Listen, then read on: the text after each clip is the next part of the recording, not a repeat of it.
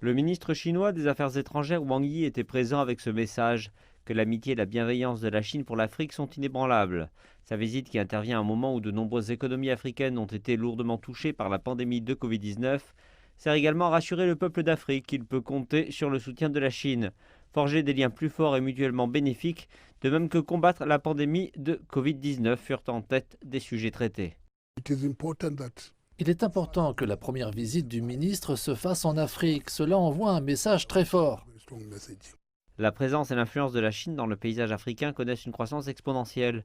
Du développement des voies ferroviaires aux autoroutes et aux projets de production d'électricité dans les centrales hydrauliques et géothermiques, les entreprises chinoises laissent leur empreinte sur le continent.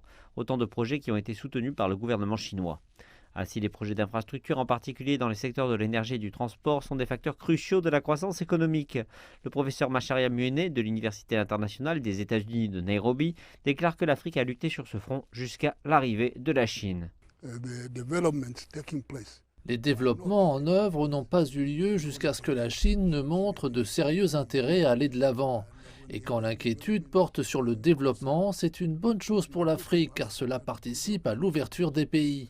Cela accroît le niveau de sécurité des activités économiques et ouvre des horizons mondiaux à de nombreuses parties de l'Afrique. La relation Chine-Afrique a connu une progression régulière et le soutien aux pays africains venus de la République populaire de Chine a apparemment ajouté de la saveur à cette relation. Le ministre des Affaires étrangères Wang Yi a assuré aux dirigeants des 5 pays que l'Afrique restait une priorité pour la Chine. Sa visite coïncide avec la lutte de l'Afrique pour obtenir les vaccins anti-Covid-19 dont elle a tant besoin. Alors que les fabricants occidentaux placent l'Afrique en queue de peloton dans la distribution de leurs vaccins, certains pays déplacent leurs recherches vers la Chine. Le Maroc et l'Égypte ont déjà demandé des vaccins à des entreprises chinoises et le Kenya fait de même. La Covid-19 a aidé à renforcer la dépendance mutuelle entre la Chine et les pays d'Afrique sur les choses qui comptent. Et contenir la pandémie en fait partie. Les interactions économiques continues sont bien évidemment une autre de cette interaction politique. L'initiative Ceinture et Route, qui est le projet majeur international de la Chine, fut aussi au centre des discussions.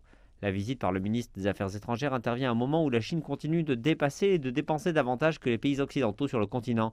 Le gouvernement chinois investit des millions de dollars, principalement en prêts dans les projets d'infrastructures dont les pays africains ont cruellement besoin. La Chine a également soutenu le continent sur le front militaire, alors que les nations africaines continuent de combattre les insurgés comme Al-Shabaab en Somalie et Boko Haram au Nigeria.